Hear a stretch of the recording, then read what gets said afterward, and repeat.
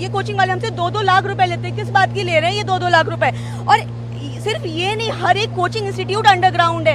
एक वॉशरूम है, वो भी इतना घटिया सैनिटेशन है, उसका एक डोर है, थंब से वो खुलता है। अगर इलेक्ट्रिसिटी कट ऑफ हो जाएगा वो खुलेगा नहीं, सारे अंदर फंस जाएंगे, कौन जिम्मेदारी देगा? यहाँ बच्चे कुछ गलत नहीं कर रहे थे राउस आईएएस में बैठ के। अगर सुबह उनके पेरेंट्स पूछेंगे क्या हुआ, उनको क्या जवाब देंगे कि आपके बच्चों के पढ़ते पढ़ते मौत हो गई। Wow, what an answer! पढ़ते पढ़ते किसका मौत होता है?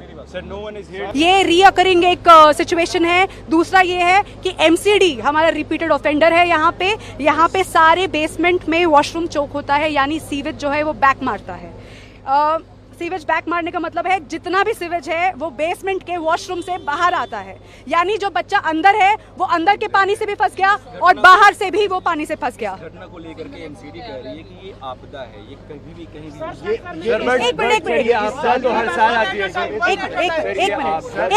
एक मिनट। हम लोग जिन इंस्टीट्यूट्स में पढ़ रहे हैं वो प्रीमियम इंस्टीट्यूट्स है। यहाँ के डायरेक्टर्स ऑफ फैकल्टीज क्लेम करते हैं कि ये लोग पॉलिसी मेकर्स हैं और ये लोग जो है गवर्नेंस वगैरह के जो सब्जेक्ट्स हैं उनमें एक्सपर्टीज रखते हैं। तो क्या इन लोगों को नहीं पता था कि किस तरीके से human induced disasters can occur? क्या इनको ये नहीं पता था कि बिल्डिंग्स में फायर एग्जिट होना जरूरी है, फ्लड एग्जिट होना जरूरी है? आप लाखों की तादाद से बच्चों को यहाँ पर बुलाते हैं, उनसे फीस इकट्ठी करते हैं, उनके माँ बाप को झूठे आश्वासन देते हैं कि आपका बच्चा हमारी देखरेख में सुरक्षित रहेगा, और वो उसको करने, ये अपनी जो छोटी सी एक रिस्पॉन्सिबिलिटी इनकी जो बनती है, जो माँ बाप फी पे करके एक चीज एक्सपेक्ट करता है फैकल्टी से, और उसके अलावा मुझे नहीं लगता कि कोई भी पेरेंट और कोई चीज एक्सपेक्ट करता है कि हमारा बच्चा सुरक्षित रहे। यहाँ पे उनकी जान के साथ जानबूझ के खेला गया है, क्योंकि 3 दिन पहले जो इंसिडेंट हुआ है वो incident was enough to open the eyes of the administration. Everyone kept silence. यहाँ पे लाइनों से, तादाद से यहाँ पे सारे कोचिंग इंस्टीट्यूट्स के डायरेक्टर्स को प्रेजेंट होना चाहिए था। अब आप ये देखिए, हम सफर कर रहे बैठूंगी, मेरे माँ बाप ने मुझे कैसे यहाँ भेजा है वो उन्हें पता है, और उनका बच्चा घर पे रिजल्ट छोड़ो, घर पे वापस जिंदा न जा पाए, इससे बड़ी शर्म की क्या बात है? ये एक फैक्ट्री है, इंक्यूबेशन फैक्ट्री है यूपीएससी की, और हमारी सिक्योरिटी और सेफ्टी का यहाँ पे कोई ध्यान नहीं रखा गया है। It is a very very shameless thing. मैं यूपीएससी की प्रिपरेशन कर रहा हूँ, लास्ट 3 ईयर से मैं यहीं पर हूँ। सर, जैसा कि मैं बताना चाहूँगा सर कि जैसे यहाँ पे हम देखें तो सबसे बड़ी प्रॉब्लम जो है कि 80% लाइब्रेरियाँ जो हैं बेसमेंट में हैं, और हमें यहाँ ये देखने को मिलता है कि जैसे ही अगर बारिश 10 मिनट भी होती है यहाँ पे बाढ़ आ जाती है। तो आज तक इस पे एमसीडी वर्क नहीं कर रही है।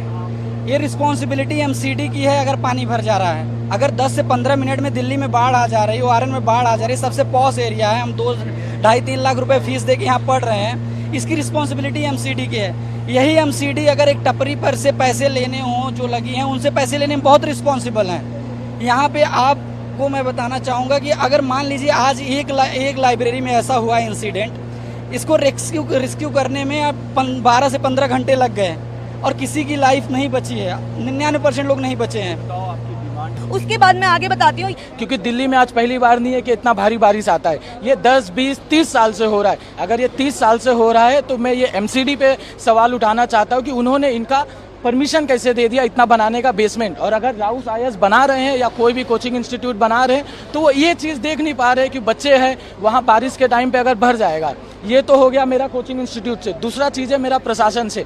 8 घंटे से ज़्यादा, 12 घंटे से ज़्यादा हो रहा है। ये सिर्फ बच्चों को टाल रहे हैं कि आप मंडे को आइए, आप ट्यूसडे को आइए। ये हमको सिर्फ 3 बच्चे बोले हैं कि अभी तक सिर्फ 3 बच्चे लोग का देहांत हुआ है, जबकि ये लाइब्रेरी में एनी टाइम, पीक टाइम या आप लो टाइम पे भी बोलो 30 से 40 बच्चे पढ़े रहते हैं, क्योंकि अभी मेंस का भी टाइम है तो बच्चे वहाँ टेस्ट सीरीज देते हैं। ये सिर्फ 3 बच्चे बोल रहे हैं। ये अब आगे पता चलेगा अगर 4 बच्चे आ रहे तो क्या पुलिस ऑफिसर अपना इस्तीफा देंगे गलत जवाब देने के लिए, क्योंकि ऑन द रिकॉर्ड वो बोले हैं। वो पानी के गड्ढे से बचने के लिए लोहे के गेट को पकड़ता और उसमें करंट था।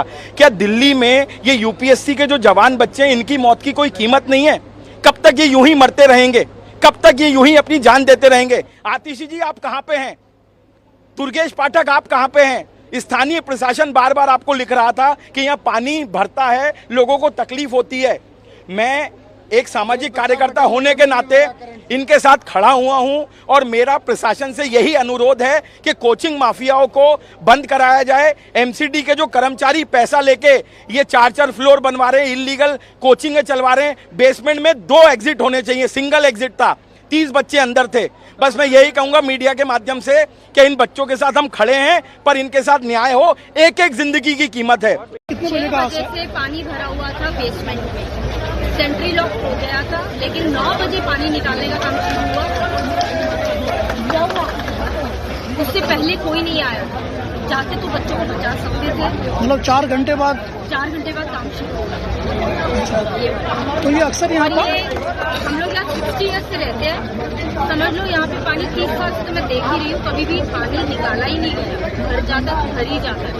4 घंटे के बाद इन्होंने ये निकाला है। 4 घंटे के बाद इन्होंने प्रोसीजर शुरू किया है पानी निकालने का, पुलिस वगैरह जो भी है।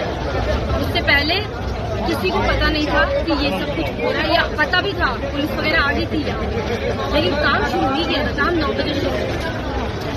तो एमसीडी वालों को भी पता है कि यहाँ पे पानी भरता है, बहुत सालों से देखती, 25 साल तो मुझे ही हो गए देखते देखते, मगर कोई काम करके यहाँ तैयार नहीं।